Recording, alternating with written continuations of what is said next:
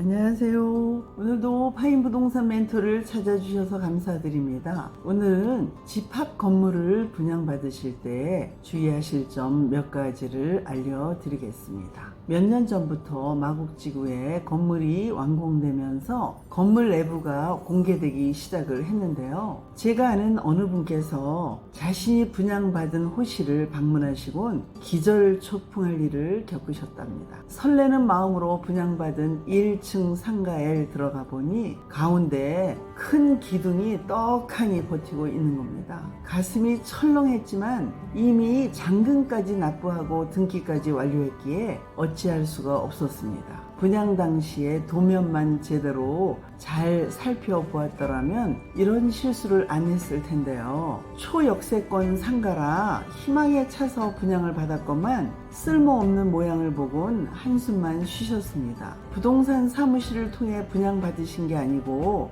길에서 어느 상담사에게 맡겨 분양을 받으셨더라고요. 도면에 기둥이 분명히 표시가 되어 있었음에도 불구하고 그걸 설명을 안 해드린 거예요. 공인중개사의 경우 나중에 책임질 일은 미리 피하기 때문에 이런 물건은 추천을 잘 안 하죠. 기둥이 너무 크다 보니 임차인을 구하는데도 아주 오랜 시간이 걸렸습니다. 또 어떤 현장은 외부 발코니가 실제 면적만큼 커서 보너스 같은 느낌을 받는 매물도 있는데요. 외부 발코니는 공용 부분이라 마음대로 쓸 수 없는 곳도 있지만 칸을 막아서 전유 부분처럼 쓰는 곳도 많이 있습니다.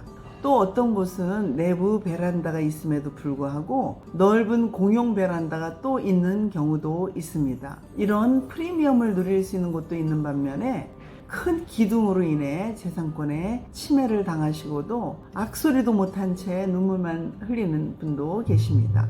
그리고 또 가장 중요한 점 한 가지는 물건의 위치와 분양가 등도 세밀하게 비교해 보시고 결정하셔야 합니다. 선분양의 경우엔 도면 한 장만 달랑 보고 결정을 해야 하니까 신중하게 결정을 하셔야만 합니다. 위 영상에서 보시면 공용 부분이 운동장만하게 큰 곳도 있고 내부 베란다가 있음에도 외부 베란다가 또 있는 경우가 있는데요. 외부 베란다는 주로 상가에 설치되게 됩니다. 위 영상에서 보시면 저 넓은 곳이 다 외부 베란다로 보시면 되는데요. 공용 베란다의 경우엔 대부분의 업주님들이 눈치를 보아가시면서 파라솔을 내놓으시고 영업을 하시기도 합니다. 오피스의 경우엔 내부 베란다가 있는 곳과 없는 곳으로 구분이 됩니다.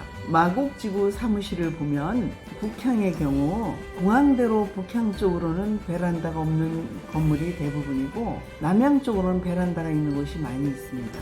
북향은 시야가 트여 있어서 베란다가 있으면 시야를 가리기 때문에 설치를 안 하는 경우가 많은데요. 도면으로 확인하실 때도 베란다가 있는지 없는지, 기둥이 어디에 있는지 잘 확인하셔야만 합니다. 위 영상에서 보시면 옆 칸하고 겹치는 모양은 실제로 가보면 기둥이 약간 나와 있는 경우가 대부분이라 별 문제가 없지만 너무 많이 튀어나온 부분이나 출입구 쪽에 커다랗게 들어선 기둥은 출입에 지장을 줄 뿐 아니라 나중에 매매하실 때에도 어려움을 겪게 됩니다. 누구나 기둥 없고 반듯한 물건을 사고 싶어 하시잖아요.